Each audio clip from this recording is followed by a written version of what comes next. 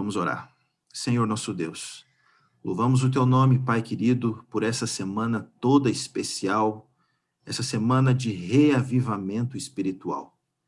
Obrigado porque cada manhã o Senhor tem falado profundamente no nosso coração. Que nesta manhã não seja diferente, Senhor. Que a tua mensagem, vinda diretamente do céu, venha encontrar morada no nosso coração. Eu não sei como está essa pessoa que ora comigo. Eu não sei se do outro lado aí da tela tem alguém que está angustiado, aflito, triste, mas que a tua palavra, neste momento, venha trazer o conforto e o alívio que só Jesus pode oferecer. Que a voz, que o homem desapareça neste momento e que o Espírito Santo fale profundamente no nosso coração. São essas bênçãos que eu lhe rogo em nome de Jesus. Amém. Muito bem, amigos, no nosso primeiro dia nós estudamos sobre Enoque e vimos que Enoque ele foi capaz de, antes mesmo de estar no céu, de viver o céu aqui na terra, né? Foi uma bênção estudar sobre a vida de Enoque. O segundo dia nós falamos sobre Abraão e vimos sobre um dos nomes que Deus tem, que é El Shaddai, que carrega em si esse nome que revela o quanto Deus é poderoso e que nada é impossível para ele, né? Ontem nós estudamos a história de Esther e vimos que Esther ela vivia por uma causa. O que movia o coração de Esther foi a causa de Deus. Quando Mordecai disse que ela tinha uma grande responsabilidade, a princípio ela se assustou, mas ela foi tocada pelo Espírito Santo para não ter medo e viver pela causa de Deus. E também nós podemos e devemos viver por esta causa, a causa de Deus. E hoje nós vamos estudar a história de Jó. A história de Jó. E eu já convido você a abrir a sua Bíblia aí no capítulo 22 do livro de Jó. Jó, no capítulo 22, versículo 23. Livro de Jó, capítulo 22, versículo 23.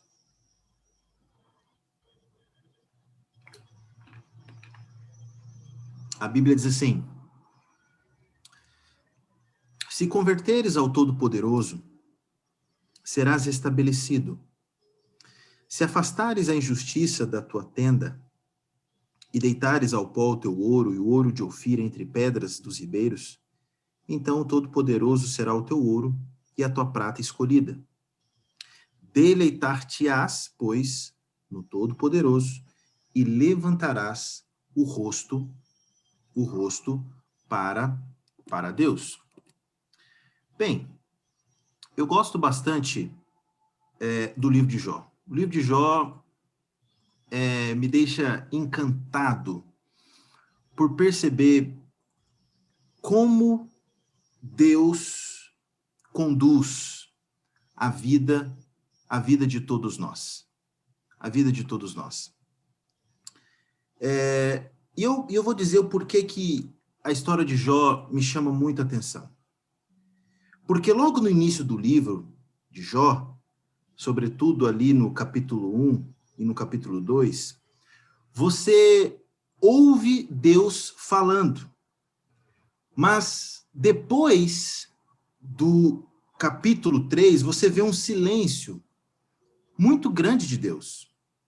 E Deus só vai falar novamente no capítulo 38, depois no 39, 40 e 41. E eu fico encantado com o que eu encontro ali. Na verdade, eu fico encantado com as perguntas que Deus faz para Jó nesses capítulos. Aqui no texto que nós acabamos de ler, quem está falando é Elifaz, um dos 3 amigos de Jó. Vocês se lembram? Jó perdeu seus funcionários, Jó perdeu seu gado, Jó perdeu seus filhos, ele tem a esposa, e você lembra que a esposa dele também já não era a mesma, né, pessoa. Jó perde praticamente tudo. E os amigos chegam para conversar com ele, veem que o sofrimento é muito grande, e eles ficam 7 dias em silêncio, e depois começam a falar. E a fala que nós acabamos de ler é a fala de um homem chamado Elifaz, né, onde ele diz: se converteres ao Todo-Poderoso, serás estabelecido, se afastares a injustiça da tua tenda e deitares ao pó o teu ouro, e o ouro de Ofir entre pedras dos ribeiros, então o Todo-Poderoso será o teu ouro e a tua prata escolhida. E quando a gente vê esse texto, logo a gente pensa, gente, que texto lindo, né? Eu mesmo tenho vontade de pegar esse texto aqui e colocar num quadro e colocar na sala da minha casa, de tão lindo que é. Se o Senhor for o teu ouro, você vai encontrar deleite nele.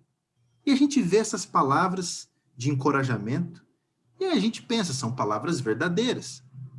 Mas aí você vai no finalzinho do livro de Jó, e eu gostaria que você acompanhasse isso.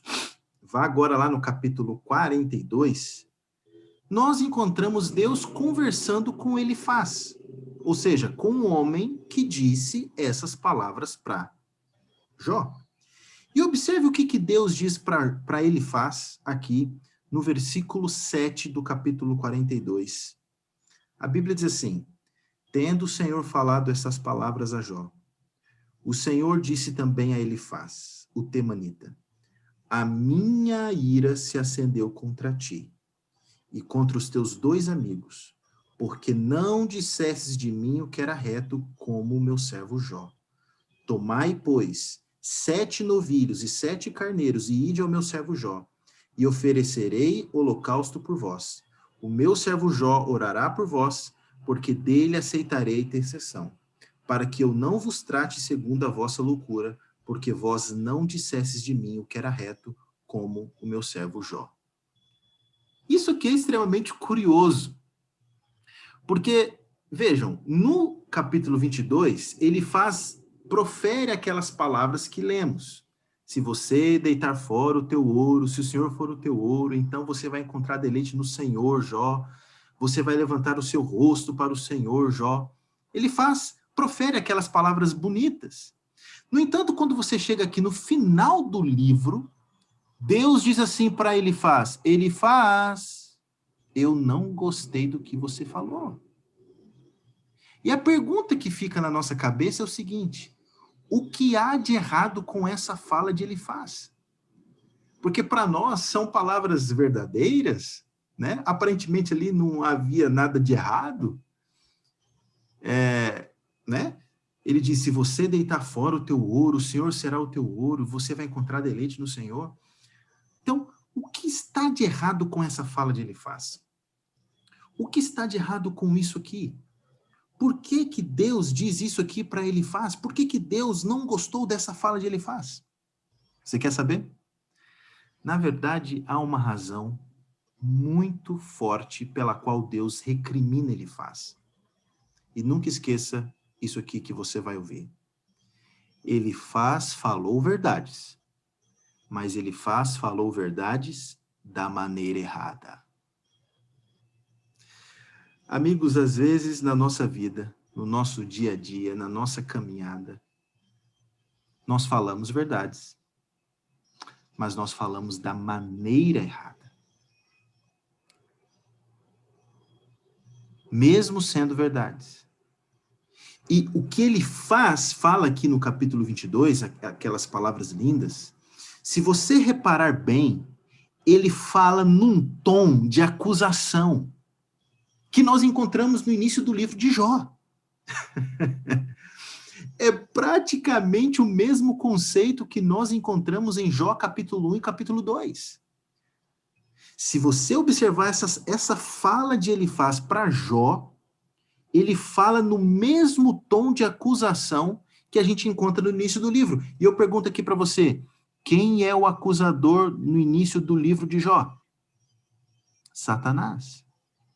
E qual foi a acusação que Satanás fez de Jó para Deus? É mais ou menos assim. Ele diz assim para Deus: Deus, Jó não te ama. Ele ama as coisas que o Senhor dá para ele. É mais ou menos isso que Satanás quis dizer para Deus, falando de Jó. E falar nisso, A grande questão aqui, gente, eu sou apaixonado no livro de Jó. Se eu estou falando para alguém aqui que ainda não leu o livro de Jó, leia o livro de Jó. Às vezes, em um dia, você consegue ler o livro de Jó inteiro. Ou em 2 dias. É um livro fantástico. E você vai perceber que quando você termina de ler o livro de Jó, você vai perceber que você vai fazer uma reflexão. E a reflexão que você vai chegar é a seguinte: quem que você ama? Você ama Deus ou você ama as bênçãos que Deus dá? Essa é a reflexão. Você ama o Senhor ou você o ama porque ele te deu um carro bonito? Você ama o Senhor ou você o ama por causa do emprego que ele deu para você, por causa do salário que ele dá para você? O que o livro de Jó quer fazer você refletir, meu amigo e minha amiga, é o seguinte: quem que você ama de verdade? Você ama a Deus ou você ama as bênçãos que Deus dá para você? Bem, o texto diz: se te converteres ao Senhor, ele diz. Amigos, é tão grave, digamos assim, essa fala de Elifaz, mesmo aparentemente bonita, porque veja, quando Elifaz diz assim para Jó, se converteres ao Senhor, gente, isso aqui já tem um pressuposto aqui, o pressuposto de que para Elifaz Jó não era convertido. E aí ele continua dizendo assim, olha, se afastares a injustiça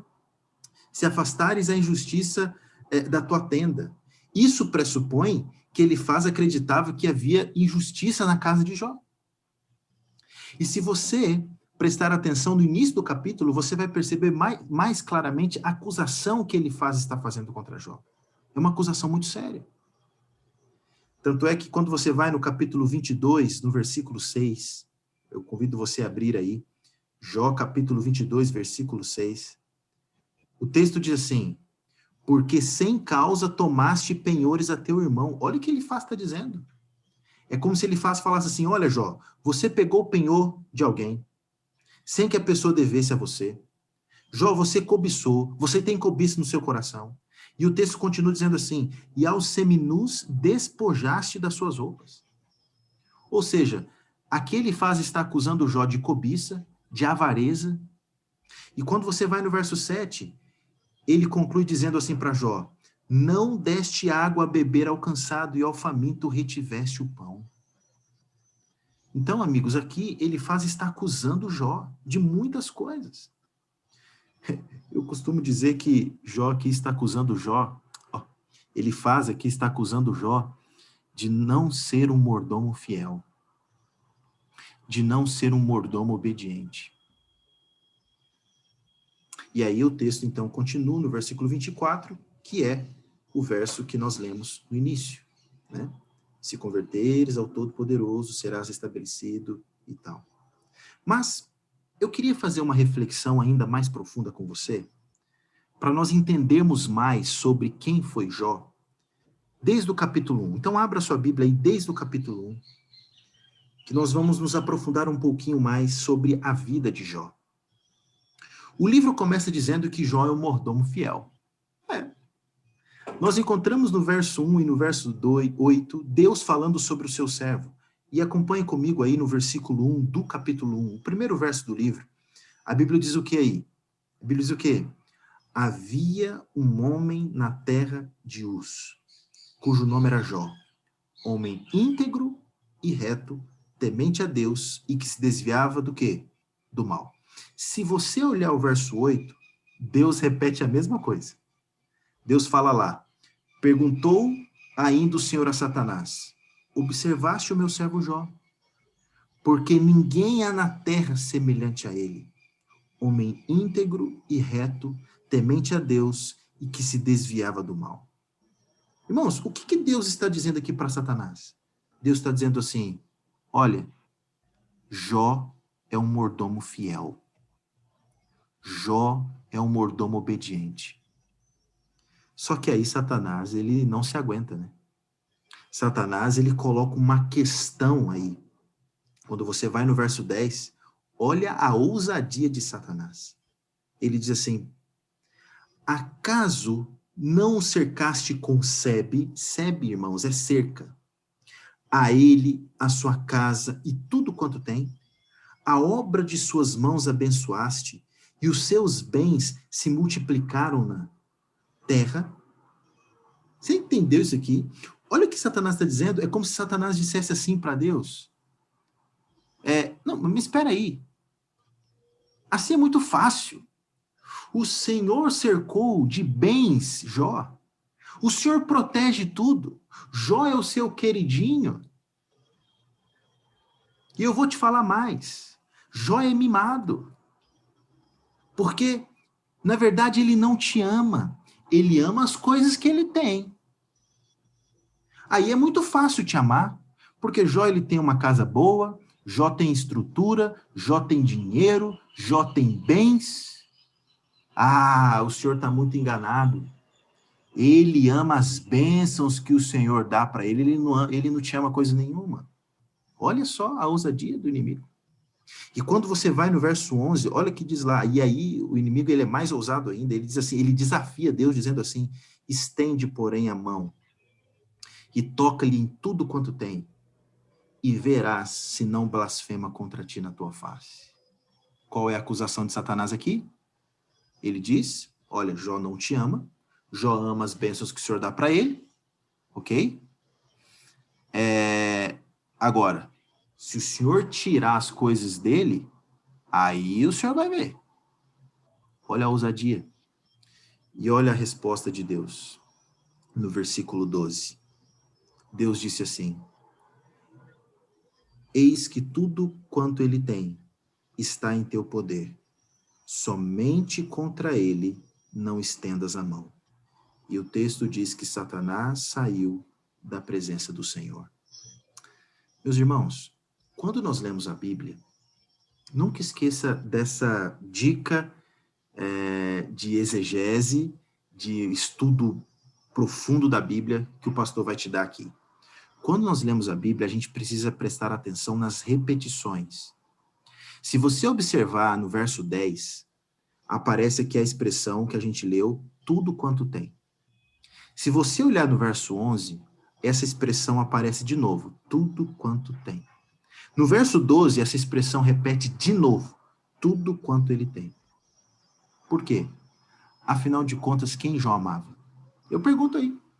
Se você quiser responder no chat, responde no chat do YouTube ou no Zoom, quem Jó amava? Jó amava a Deus ou Jó amava as bênçãos que Deus dava para ele? Quem Jó amava de verdade? Bem, eu sei que você sabe a resposta, mas vamos continuar aqui. Então vem as provações de Jó. 4 tragédias na vida de Jó. A primeira tragédia está no versículo 14 e versículo 15. Diz assim, eu vou ler rápido aqui. Veio um mensageiro a Jó e lhe disse, os bois lavravam e as jumentas passiam junto a eles. De repente deram sobre eles os sabeus e os levaram e mataram os servos a fio de espada. Só eu escapei para trazer-te a notícia. A primeira tragédia, qual foi a primeira tragédia? O que Jó perde aqui? Jó ele perde parte do gado e Jó perde alguns dos seus servos. Foram 4 tragédias. Essa aqui é a primeira. Segunda tragédia, verso 16. Falava este ainda quando veio o outro e disse, fogo do céu caiu do céu e queimou as ovelhas e os servos e os consumiu. Só eu escapei para trazer-te a notícia.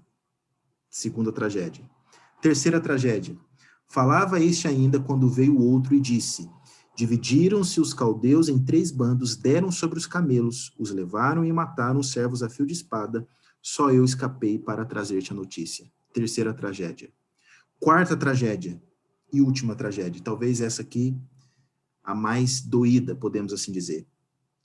Também este falava, quando veio o outro e disse, estando teus e tuas filhas, comendo e bebendo vinho, em casa do irmão primogênito, eis que se levantou grande vento do lado do deserto, e deu nos 4 cantos da casa, a qual caiu sobre eles, e morreram. Só eu escapei para trazer-te a notícia. Irmãos, Jó perdeu tudo o que tinha.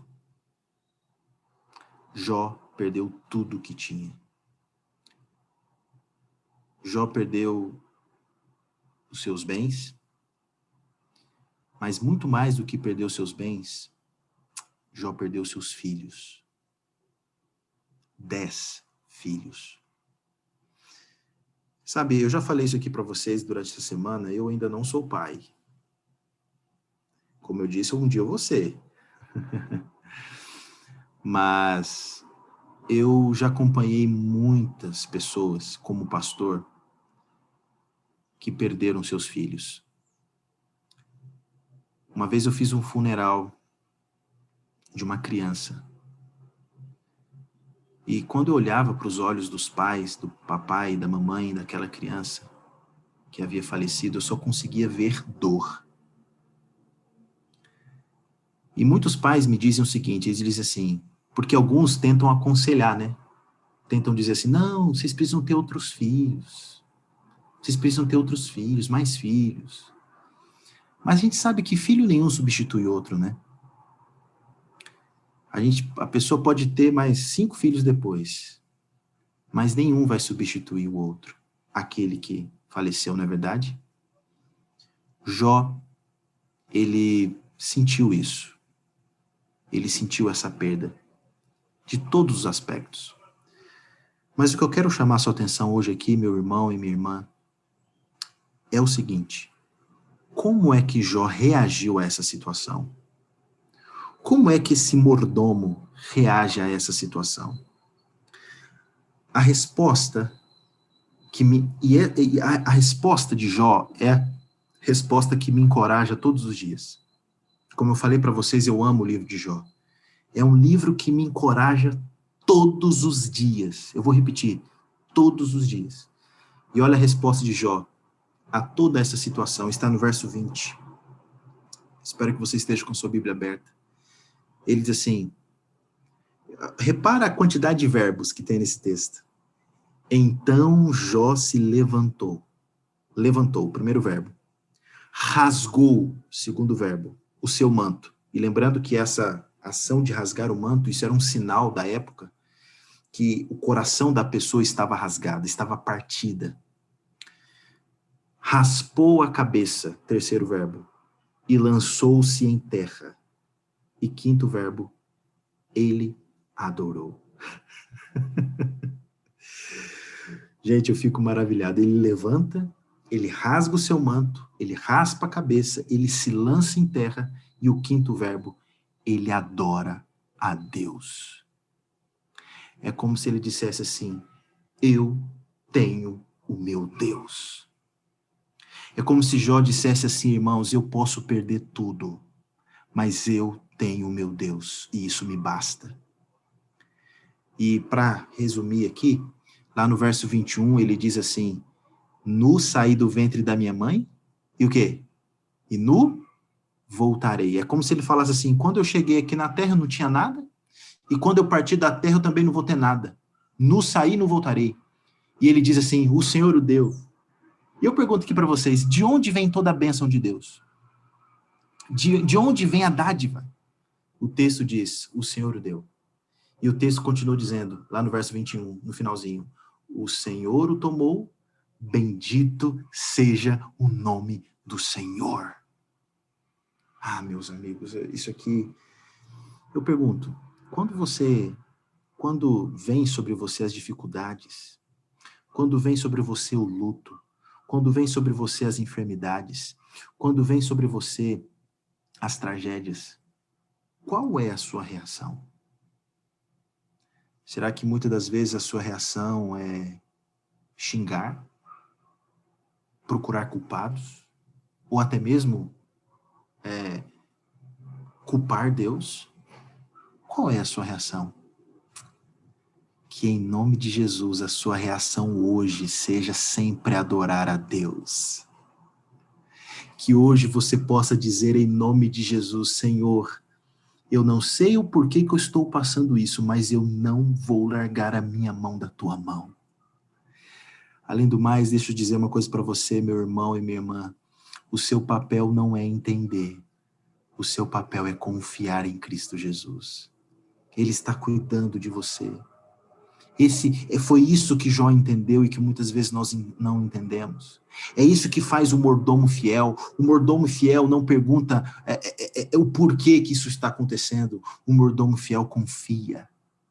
Confia. É isso que nós precisamos entender. E eu quero mais uma vez perguntar aqui para você, quem que Jó amava? Jó amava a Deus. Então escreve aí no chat, diga assim, eu quero amar a Deus como Jó amava. Porque Jó não amava as bênçãos que Deus dava para ele. Não! Jó amava a Deus. A Deus. Jó amava a Deus. Os olhos de Jó não estavam fitados nas bênçãos. Os olhos de Jó estavam fitados em Deus. Porque Jó amava a Deus. Tem até um verso lá em Jó 31, verso 24, que diz, né? Se no ouro pus a minha esperança, em ti confio. Se me alegrei para serem grandes os meus bens e por ter minha mão alcançado muito, também isso seria delito, a punição do juiz. Pois assim negaria eu o Deus lá de cima. Ou seja, em outras palavras, é como se Jó dissesse assim, eu nunca amei esse ouro. Eu não sou idólatra. Eu amo a Deus. Eu amo a Deus. Deus está em primeiro lugar na minha vida, não é o dinheiro, não é a minha casa, não é o meu carro, é Deus. Para caminhar para a parte final, quando eu vejo a vida de Jó, eu me lembro de um texto de Ellen White. Falando sobre a vida de Judas. E é interessante o que ela diz. Ela diz o seguinte no livro História da Redenção, página 216, ela comenta o seguinte: Judas ficou cheio de amargura, remorso e vergonha pelo seu traiçoeiro ato de entregar a Jesus. Havia amado a Jesus, mas amara mais o dinheiro. Qual foi o problema de Judas aqui, meus irmãos? Qual foi o problema de Judas? O problema de Judas não era porque ele não amava Jesus. Não. O problema de Judas, diz aqui a serva do Senhor, que ele amava Jesus. Mas o problema de Judas é que ele amava mais o dinheiro do que amava Jesus. Porém, a história de Jó é diferente. A história de Jó mostra que ele amava a Deus mais do que as bênçãos que Deus dava para ele. Louvado e exaltado seja Deus. Isso me faz lembrar de alguns textos da Bíblia. Eu vou citar aqui rapidamente para você. Por exemplo, quando a gente vai lá em Mateus capítulo 6, versículo 19, 21, lá diz assim, não acumuleis para vós outros tesouros sobre a terra, mas ajuntai para vós outros tesouros no céu. Porque onde está o teu tesouro, aí também estará o teu coração. Isso me faz lembrar também de Salmos 16, verso 2, eu vou citar aqui, diz assim, o salmista diz, tu és o meu Senhor, outro bem não possuo, senão a ti somente. O seu bem mais precioso, sabe quem é? É Jesus Cristo. Ele é a pérola de grande preço. Você diz amém? Isso me faz lembrar também de Salmo 63, porque diz assim, porque o teu amor é melhor do que a vida, os meus lábios te louvam. Ah, meus irmãos, isso é mordomia. Mordomia é intimidade com Cristo. Isso é mordomia. Tem uma música, uma música de um grupo chamado Expressão Vocal, da nossa igreja, que tem um pedaço da letra de uma música que eles cantam, que diz assim, se buscares a minha face, ao invés das minhas mãos. Eu gosto dessa letra, né?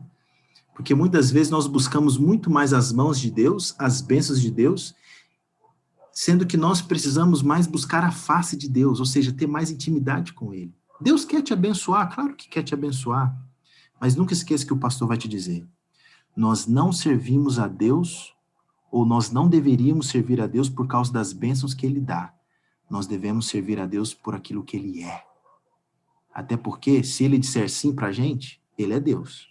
Mas se Ele disser não, Ele continua sendo Deus.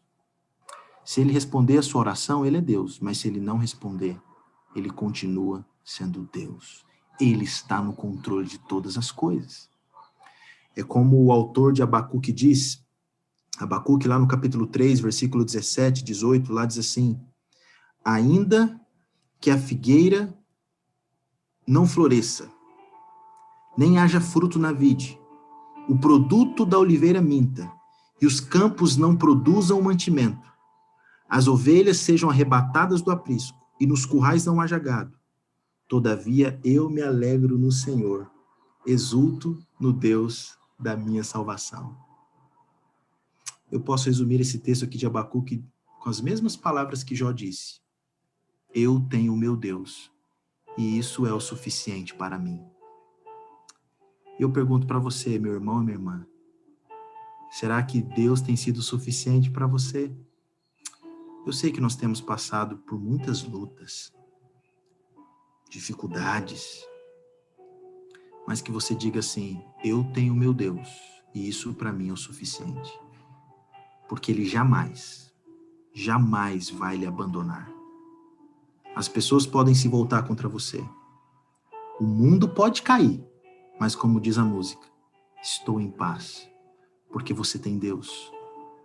Essa é a visão do mordomo fiel. Essa é a visão do mordomo fiel. A certeza de que Deus está no controle de tudo. E eu encerro com uma passagem da serva do Senhor, do livro Primeiros Escritos, página 66. Olha o que diz aqui. Porque pense comigo, né? No livro de Jó, Deus nos convida a nós colocarmos Ele em primeiro lugar, Deus em primeiro lugar. Se o Senhor for o teu ouro, te deleitarás no Senhor. E a serva do Senhor diz assim: sacrificai tudo a Deus. Deponde tudo sobre o altar, o eu, a propriedade e tudo mais. Como sacrifício vivo, tudo é reclamado para entrar na glória. Acumulai para vós um tesouro no céu, onde nem os ladrões roubam, nem a ferrugem consomem. Tereis de ser participantes dos sofrimentos de Cristo aqui, se esperais participar com Ele de sua glória no além. Que lindo, né? Que possamos, meus irmãos, vivermos pela causa de Deus, como eu sempre tenho falado aqui nessa semana. Deus não quer uma parte dos nossos dons, dos nossos talentos, dos nossos recursos. Não. Deus quer tudo. Deus quer tudo. Deus quer o nosso coração. Deus quer as nossas palavras. Deus quer tudo. E eu pergunto para você, você gostaria de dizer isso para Deus hoje? Que hoje você possa dizer: Senhor, eu entrego tudo nas tuas mãos. Eu quero entregar a minha família, eu quero entregar os meus filhos, eu quero entregar tudo nas tuas mãos. Esse é o seu desejo? Levanta a mão se é o seu desejo em nome de Jesus. É teu desejo? Amém. Louvado e exaltado seja o nome do Senhor. Feche seus olhos e vamos fazer uma oração. Senhor, nosso Deus, nosso Pai, nesta manhã nós estudamos um pouco da história de Jó e vimos o quanto ele te amava. Jó não estava com seus olhos fitos nas bênçãos, não. Assim como ele foi acusado por Satanás, que é o grande acusador. Ele foi acusado também por homens que se diziam amigos. Ele foi acusado. Mas tem coisas, ó Deus, que só o Senhor sabe que se passa no nosso coração. Os homens não conseguem ler o nosso coração, não. Mas o Senhor sabe.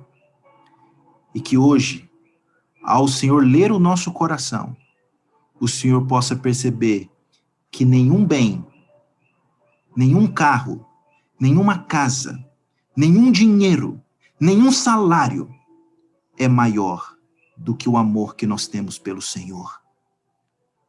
Porque o Senhor é o nosso Senhor. Não é o dinheiro. Não são os bens. O Senhor é o primeiro na nossa vida. Se assim for o desejo dessa pessoa, eu gostaria de colocar essa pessoa nas tuas mãos que ora comigo agora. Abençoe a família dela, Senhor. Abençoe o casamento dela. Abençoe os filhos. Se eu estou orando agora com alguém que está desempregado, ó Deus, por favor, ó Pai, que por tua misericórdia e graça o Senhor abra as portas do emprego para essa pessoa em nome de Jesus. Se eu estou orando com alguém aqui que os filhos estão mergulhados nas drogas, por favor, liberte esse menino em nome de Jesus. Se eu estou orando agora, ó Deus, com alguém que está enfermo, por favor, coloca a sua mão, porque o Senhor é o médico dos médicos. Que o Senhor possa curar essa pessoa, por favor. Eu entrego cada um aqui, Senhor, e nos cure também espiritualmente, para que possamos crescer a cada dia mais. São essas bênçãos que eu lhe rogo, no doce nome de Jesus. Amém, amém e amém. Muito bem,